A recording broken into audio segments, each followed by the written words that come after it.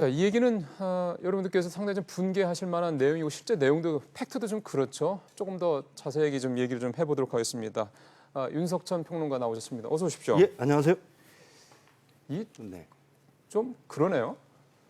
그럴 정도가 아니라 이거는 뭐 분개해야 될 일이죠. 그러니까요.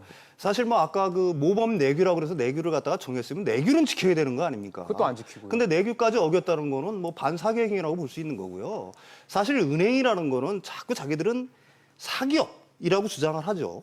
끊임없이 사기업이라고 주장을 하지만은 사실은 공공재에 가깝습니다. 맞습니다. 예. 왜 그러냐? 두 가지 이유가 있어요.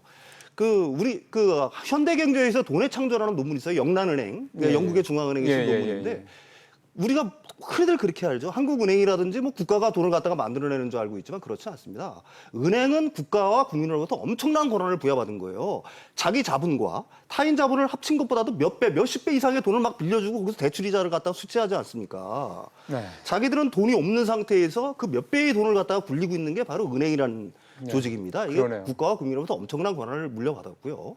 동시에 은행이라는 건 현대경제의 심장입니다. 피를 공급하는 거예요. 돈이라는 그렇죠. 걸 네. 공급하는 건데 네. 그리고 이게 잘못된다라고 만약에 잘못된다고 하게 되면 우리가 흔히 경험해왔지만 전부 다 국민 세금이 투입됩니다. 우리가 은행이 망하면. 외환위기 때 세게 한번 받지 않습니까? 예, 그렇습니다. 근데 이익이 남을 때는 이게 영업기밀이라고 그러면서 이런 불법적인 어떤 혜택까지도 마다하지 않으면서 자신들의 어떤 이익을 갖다가 챙긴다는 거는 사실은 일반 국민들 그다음에 이해할 수가 없는 거고요. 지금까지 금감원, 금융위는 도대체 뭘 했냐 하는 생각이 듭니다. 예.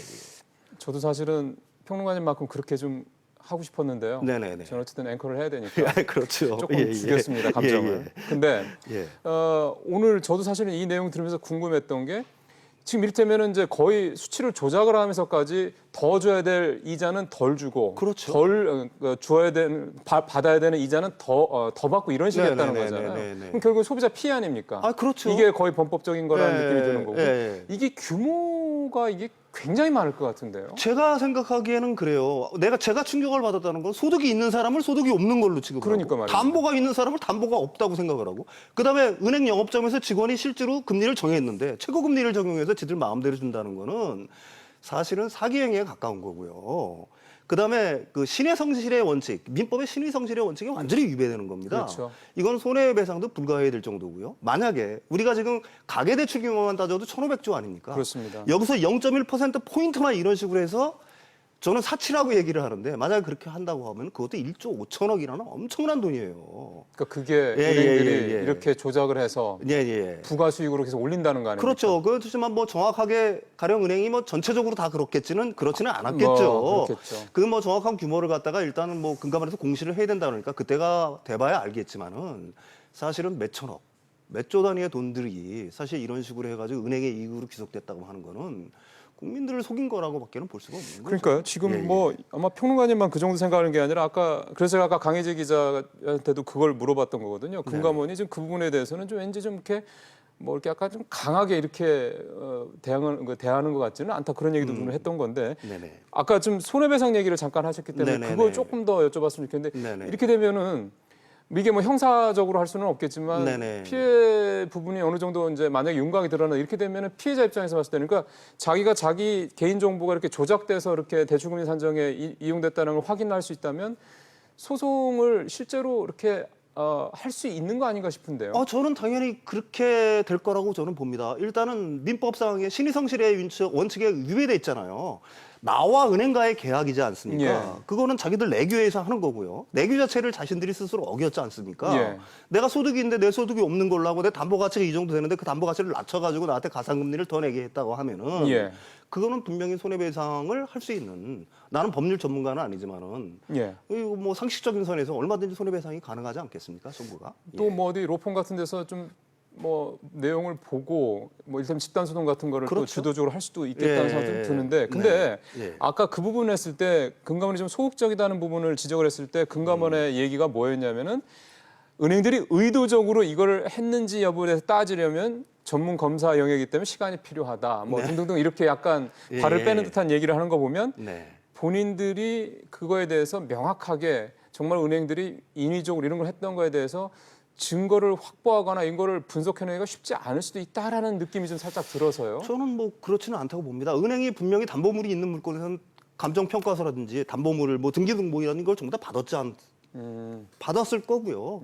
그런데도 불구하고 그 담보물의 가치를 낮췄다라 그러면 그건 문제가 있을 거고요. 아, 그런 식으로. 예, 예. 특히 또 영업 지점에서 내가 이 사람은 금리는 몇 %라고 했는데 이걸 최고금리를 매겼다라고 한다면은 예. 두 사이에 반드시 차이가 있겠죠. 그다음에 소득이 있는데도 불구하고 소득증명원을 갖다 냈을 거 아닙니까? 원천징수, 영수증이 됐든 뭐가 됐든지 간에 은행이 뭐 대출을 갖다가 함부로 해주지는 않지 않습니까? 그런 자료들이 있는데 그런 자료들을 무시하고 만약에 가산금들이 높게 물렸다고 한다면은 사실은 그 증거 확보가 그렇게 어려울까 하는 거는 뭐 그렇게 어렵지는 않을 거라고 저는 생각을 하는데요. 예, 예. 조금 더 어쨌든 이번에 나온 네, 결과는 네. 중간 점검 결과니까 네, 네, 금감원의 네. 최종 결과를 어떻게 되는지는 이제 봐야 되겠지만 그 내용에 따라서는 지금 평론가님 말씀 들어보면은 얼마든지 집단 소송 같은 거로 연결이 될 수도 있겠다. 어쨌든 네, 네, 그렇게 해서라도 이런 정말 불합리한 관행을 이런 적폐를 좀 없앨 수만 있다면 당연히 또 필요한 거라는 생각이 좀 드는데요. 예, 예, 예. 공감합니다. 그러면 만약에 예. 이거를 지금 금감원에서는 이제 환급을 해주는 네네네. 부분도 얘기를 했단 말이에요. 예, 예, 예, 예, 예. 근데 이것도 상당히 사실은 만만치 않을 것 같다는 생각도 드네요. 소송과 또 별개로. 그렇죠. 그 환급 절차라는 게 일단은 사실은 그 규모 자체가 정확하게 밝혀져야 하겠죠. 사실은 대출 받는 사람들 입장에서는 굉장히 아까 그 앵커께서 말씀하셨듯이 굉장히 찜찜한 기분을 안고서 알고 있지 않습니까? 예. 사실은 그러니까 당연히 그 찜찜하지만은 뭐라고 대줄 수 없는 이상하게 은행과의 거래 관계는 우리가 물건을 사는 입장이잖아요. 그게 대출 상품을 사든지 예금 상품을 사든지 예. 일단 소비자 입장인데 소비자가 의뢰 입장에 굉장히 서요. 사실은 우리나라 이 금융제도에서는 사실은 금감원이 지금 해야 될 일은 이런 관행 자체를 일단은 불식시켜 나가는 걸 갖다가 그 굉장히 주안점을 둬야 된다고 생각합니다. 네. 금융 소비자는 갑이에요. 내가 은행 상품을 팔아주는데 물론 돈을 밀린다는 점에서 그렇지만은 이자 내는데요, 뭐. 글쎄 말입니다. 이자 당당하게 내는데 그 이자를 갖다가 그 아까도 말씀드렸지 서두에서 말씀드렸듯이 자신들의 내규가 분명히 있지 않습니까? 그 내규만 지킨다 그러면 무슨 문제가 되겠어요? 그 내규 이 은행 감독원에서 지금 하는 얘기는 뭐냐면 내규를 지켜라는 거 아닙니까? 네. 내규를 갖다가 은행 감독원에서 누가 강제하거나 하는 게 아니라 그 다음에 뭐 영업 비밀 같은 거 갖다가 훼손시키겠다는 게 아니라 자신들이 내규를 만들었으면 그 내규를 갖다가 지켜야 되겠죠. 은행을 우리가 믿는 거는 그 신뢰성 때문 아닙니까? 앞서 말씀하신 신성실의 원칙도 있는 거니까. 예, 그 신뢰성의 원칙을 스스로 파괴했는데 이 부분에 대해서 책임을 안 묻는다는 거는 큰 문제라고 할 수가 있겠죠. 예. 결국은 이제 그동안 계속 골마왔던 어떻게 문제의 원인이 이제 뭐 일부지만 파악이 된 거잖아요. 네네네, 그러면 그렇죠. 이제 이 부분을 명쾌하게 누가 보더라도 예, 예. 나는 내가 받는 가산금리가 적정하다라는 네네. 판단이 들 수 있고 이제 바꿔야 되지 않겠습니까? 그렇죠. 예, 예. 그러면은 이제 뭐부터 좀 실마리를 잡아야 될까요? 제가 이번 그 금감원의 대책 중에서 가장 눈여겨보는 거는 대출금리 산정 내역서를 갖다가 반드시 주게끔 만들어주는 거예요. 아, 내가 대출을 받을 내가 때 대출을 받게. 받을 때는 예. 대출금리 산정 내역서만 내가 갖고 있다라고 한다면은 그게 나중에 문제가 됐을 때 그게 증거 자료를 얼마든지 쓸 수가 있지 않습니까? 네. 뭐 은행에서는 그걸 강하게 거부하겠지만은 사실 그거는 은행이 내가 생각하기에는 근데 사실 못 줄 것도 없을 것 같은데요. 제가 제 말이 그 맞습니다. 왜 못 주냐 이거예요. 예. 금리 산정 내역서라는 걸 갖다 자신들의 내규에 의해서 자신들의 목표율이 얼마든지 이게 정해지면은 예. 사실 그거에 대한 내규가 마련될 거고 그 내규하에서 금리 산정 내역서를 갖다가 고객한테 못 줄 이유가 하나도 없는 거죠. 근데 거기서 은행들이 조금 부담스러워하는, 조금이 아니죠. 상당히 부담스러워하는 거겠죠. 네네 아무래도 그게 그렇겠죠. 원가 얘기 아닙니까? 당연히 그렇겠죠. 근데 이걸 갖다가 생각을 하셔야 됩니다. 우리가 공산품을 살 때는 네. 차등이 없지 않습니까? 가격이 대부분 동일하게 사잖아요. 그렇죠. 같은 가격에 사지 그렇죠. 않습니까? 그렇죠. 근데 은행의 이거는 아니에요. 자기들이 고객마다 다 다르다는 얘기죠. 그렇죠. 다 다르죠. 이게 다 네. 다릅니다. 따라서 그 산정 내역서를 갖다가 일반 공산품이랑 똑같이 생각하면 안 되는 거고요. 네. 반드시 그 해야 될 의무가 있는 거죠. 왜 그러냐면 여기는 지금까지 저질러온 관행들 때문에도 그렇고 이런 일이 앞으로도 일어날 수 있는 개연성이 얼마든지 있기 때문에 이걸 막을 수 있는 방법은 대출금리 산정 내역서를 갖다가 일일이 고객한테 주게 발부하게끔 하는 거 그걸 강제하게끔 하는 게 가장 좋은 방법 같습니다. 지금 딱 그 말씀을 들으니까요. 네네.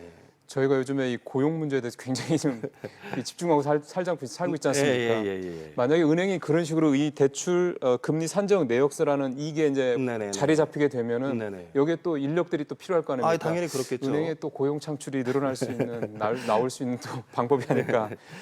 참 오죽했으면 이런 생각도 좀 합니다. 예. 예.